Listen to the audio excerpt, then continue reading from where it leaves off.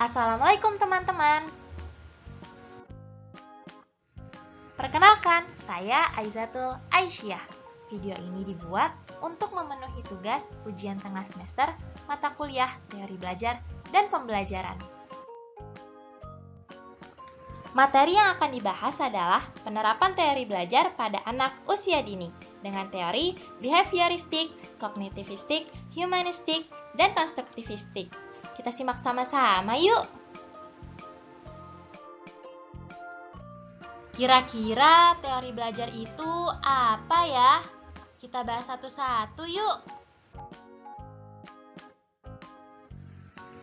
Dimulai dari teori. Teori merupakan seperangkat preposisi yang di dalamnya memuat tentang ide, konsep, prosedur, dan prinsip yang terdiri dari satu atau lebih variabel yang saling berhubungan satu sama lainnya dan dapat dipelajari, dianalisis, dan diuji serta dibuktikan kebenarannya. Sedangkan belajar adalah perubahan perilaku yang menetap sebagai hasil dari pengalaman dan interaksi dengan dunia. Lalu teori belajar itu apa ya?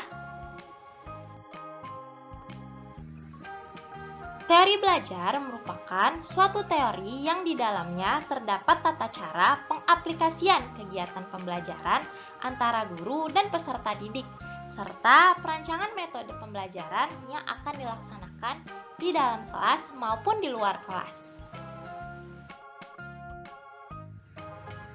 Teori pertama adalah teori behavioristik. Menurut teori ini, belajar diartikan sebagai proses perubahan tingkah laku sebagai akibat dari interaksi antara stimulus dan respons atau SR. Stimulus adalah sesuatu yang diberikan guru pada peserta didik, sedangkan respon merupakan reaksi atau tanggapan peserta didik terhadap stimulus yang telah diberikan oleh guru. Selain itu, menurut teori ini, belajar juga diartikan sebagai suatu kontrol instrumental yang berasal dari lingkungan. Seseorang belajar dan tidaknya bergantung pada faktor-faktor kondisi yang diberikan lingkungan. Lalu, bagaimana ya penerapan teori behavioristik ini di dalam pembelajaran? Kita bahas yuk! Penerapan teori behavioristik di dalam pembelajaran pada anak usia dini. Yang pertama, lingkungan belajar harus diperhatikan oleh guru, di mana lingkungan tersebut harus dapat mendukung proses pembelajaran pada anak usia dini. Yang kedua, guru lebih banyak memberikan contoh berupa instruksi selama mengajar. Instruksi di sini dimaksudkan sebagai stimulus yang diberikan guru kepada peserta didik. Yang ketiga, saat guru melihat ada kesalahan, baik pada materi maupun pada peserta didik, maka guru akan segera memperbaikinya. Yang keempat, guru memberikan banyak drilling dan latihan agar terbentuk perilaku atau pembiasaan seperti yang diinginkan. Yang kelima, guru dituntut untuk memiliki kemampuan memberikan penguatan atau reinforcement kepada anak usia dini. Kedua, teori kognitivistik. Menurut teori ini, belajar dipandang sebagai suatu usaha untuk mengerti sesuatu. Usaha dapat dilakukan secara aktif oleh peserta didik. Keaktifan ini dapat berupa mencari pengalaman dan informasi, memecahkan masalah, mencermati lingkungan, dan mempraktikkan sesuatu untuk meraih suatu tujuan. Menurut teori ini juga, pengetahuan yang dimiliki sebelumnya sangat menentukan keberhasilan dalam memahami pengetahuan yang baru. Jadi, belajar pada teori ini merupakan sebuah proses, bukan hasil. Lalu, bagaimana ya penerapan teori kognitivistik ini di dalam pembelajaran pada anak usia dini? Kita bahas yuk! Penerapan teori kognitivistik dalam pembelajaran pada anak usia dini. Yang pertama, mengajak peserta didik untuk merefleksikan pengalaman mereka melalui pembuatan jurnal harian tentang kegiatan apa saja yang telah mereka lakukan. Yang kedua, mendorong diskusi berdasarkan apa yang diajarkan kepada anak. Yang ketiga, membantu peserta didik dalam menemukan solusi baru untuk suatu masalah dalam mengembangkan cara berpikir kritis pada anak usia dini. Yang keempat, Mengajak peserta didik untuk memberikan penjelasan tentang ide atau pendapat yang mereka miliki, dan juga membantu mereka dalam mengeksplorasi dan memahami bagaimana ide-ide bisa terhubung. Yang kelima, meningkatkan pemahaman dan ingatan peserta didik melalui penggunaan visualisasi dan permainan dalam belajar.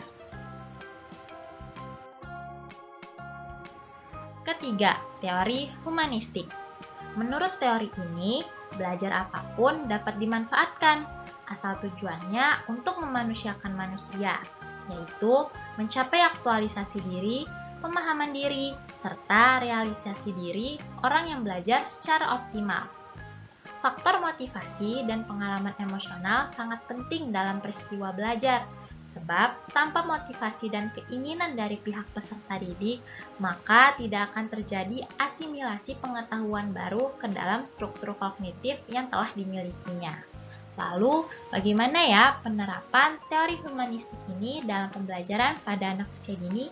Kita bahas yuk!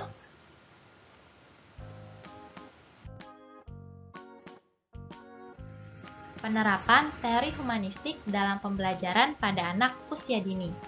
Yang pertama, guru membantu peserta didik dalam memahami cara belajar yang terbaik bagi mereka.